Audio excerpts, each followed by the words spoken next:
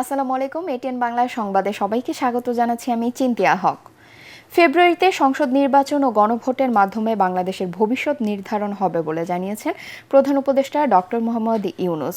রাজধানীর একটি হোটেলে দক্ষিণ এশীয় উচ্চ শিক্ষা বিষয়ক সম্মেলনে তিনি বলেন, 12 ফেব্রুয়ারি জাতির জন্য গুরুত্বপূর্ণ একটি দিন।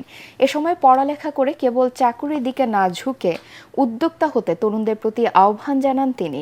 বলেন, জাতির ভাগ্য পরিবর্তনে তরুণদের স্বপ্নবাজ হতে হবে। Part of our responsibility in the past to organize this is a part of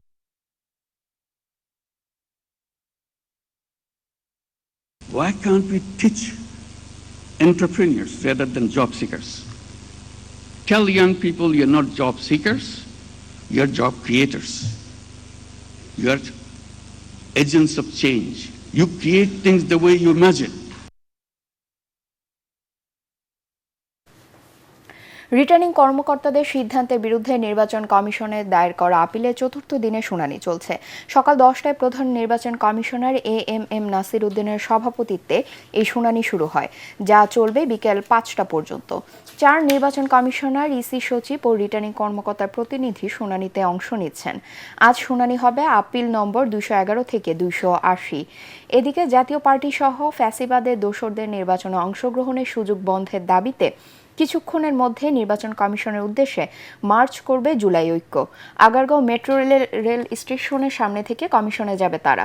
যে কোনো ধরনের অনাকাঙ্ক্ষিত পরিস্থিতি এড়াতে বাড়তি নিরাপত্তা ব্যবস্থা জোরদার করেছে আইনশৃঙ্খলা রক্ষাকারী বাহিনী।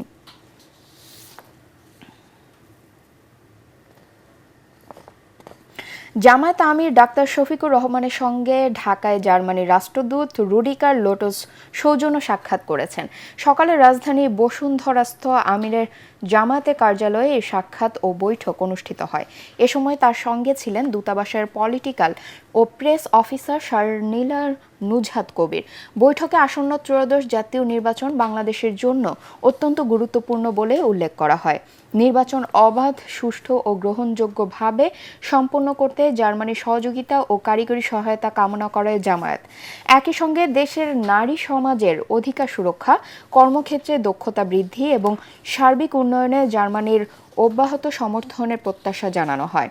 বৈঠকে বাংলাদেশের টেকসই গণতন্ত্র ও গণতান্ত্রিক প্রতিষ্ঠানসমূহকে আরও শক্তিশালী করার প্রয়োজনীয়তা নিয়ে আলোচনা সহ উভয় পক্ষ ভবিষ্যতে দুই দেশের মধ্যে দ্বিপাক্ষিক বাণিজ্য, বিনিয়োগ ও অর্থনৈতিক সহায়তা আরও বেগবান হবে বলে আশাবাদ জানান।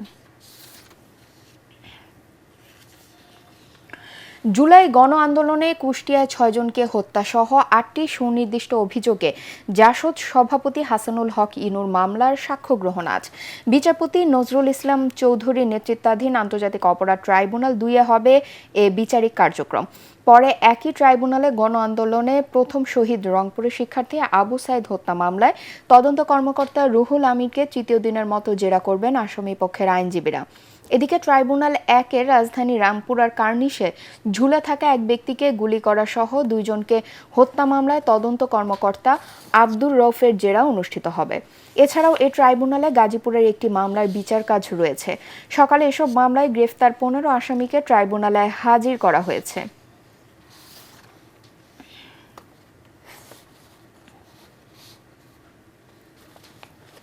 ত্রয়োদশ জাতীয় সংসদ নির্বাচন ও গণভোট অবাধ, সুষ্ঠু ও প্রভাবমুক্ত রাখতে আগামী 12 ফেব্রুয়ারি পর্যন্ত দেশে সব ধরনের পেশাজীবী ও অন্যান্য সংগঠনের নির্বাচন আয়োজন না করার নির্দেশ দিয়েছে নির্বাচন কমিশন। সোমবার নির্বাচন কমিশন এক চিঠিতে এই নির্দেশনা দেন। চিঠিতে বলা হয়েছে, জাতীয় নির্বাচনী কার্যক্রমকে প্রভাবমুক্ত রাখতে পেশাজীবী সংগঠন, শিক্ষা প্রতিষ্ঠানের সব ধরনের নির্বাচন, পরিবহন মালিক ও শ্রমিক সমিতি, সাংবাদিক সমিতি, বণিক সমিতি, সমবায় সমিতি ও ট্রেড ইউনিয়ন সহ অন্যান্য সব নিবন্ধিত বা অনিবন্ধিত সংগঠনের নির্বাচন বন্ধ রাখতে নির্দেশনা দিয়েছে ইসি। এসব সংগঠনের নির্বাচন আগামী 12 ফেব্রুয়ারির পর আয়োজন করার কথাও বলা হয় চিঠিতে। এদিকে নির্বাচন কমিশনের এ ঘোষণার পর প্রতিবাদে উত্তাল হয়ে ওঠে সিলেট শাহজালাল বিজ্ঞান ও প্রযুক্তি বিশ্ববিদ্যালয়। সোমবার রাতে বিশ্ববিদ্যালয়ের আইআইসিটি ভবনের সামনে জড়ো হয়ে বিক্ষোভ মিছিল করে শিক্ষার্থীরা।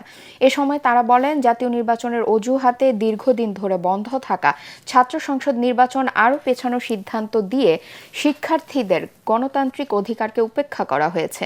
অবিলম্বে ইসির এ ঘোষণা প্রত্যাহারের দাবি জানান বিক্ষোভকারীরা। একই দাবি মানা না হলে কঠোর কর্মসূচি দেওয়ার ঘোষণা দেন তারা।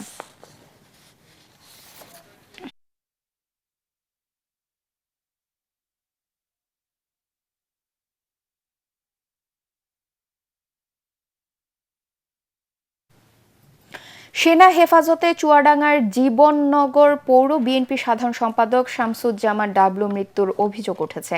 মঙ্গলবার দিবাগত রাত 1টার দিকে তার মৃত্যু হয়। মৃত্যুর সংবাদ ছড়িয়ে পড়লে রাতেই বিএনপি ও অঙ্গ সংগঠনের নেতাকর্মীরা বিক্ষোভ করে। স্থানীয়রা জানায়, সোমবার রাত 10টার দিকে ডাবলুকে জীবননগর উপজেলা স্বাস্থ্য কমপ্লেক্সের সামনে অবস্থিত তার ব্যবসা প্রতিষ্ঠান হাফিজা ফার্মেসি থেকে সেনা হেফাজতে নেওয়া হয়। রাত 12টা 40 মিনিটে তার মৃত্যু হয়। পরে ডাবলুর মৃতদেহ জীবননগর উপজেলা স্বাস্থ্য কমপ্লেক্সে নেওয়া হয়। মৃত্যু সংবাদ পাওয়ার পর বিএনপি নেতাকর্মীরা সড়ক অবরোধ করে বিক্ষোভ করে। সেনাবাহিনীর দাবি, শামসুজ্জামান ডাবলু হার্ট অ্যাটাকে মৃত্যুবরণ করেছেন। তাকে আটক করে সেনা হেফাজতে নেওয়া হয়। এ সময় তার দোকান থেকে একটি অস্ত্র উদ্ধার করা হয়।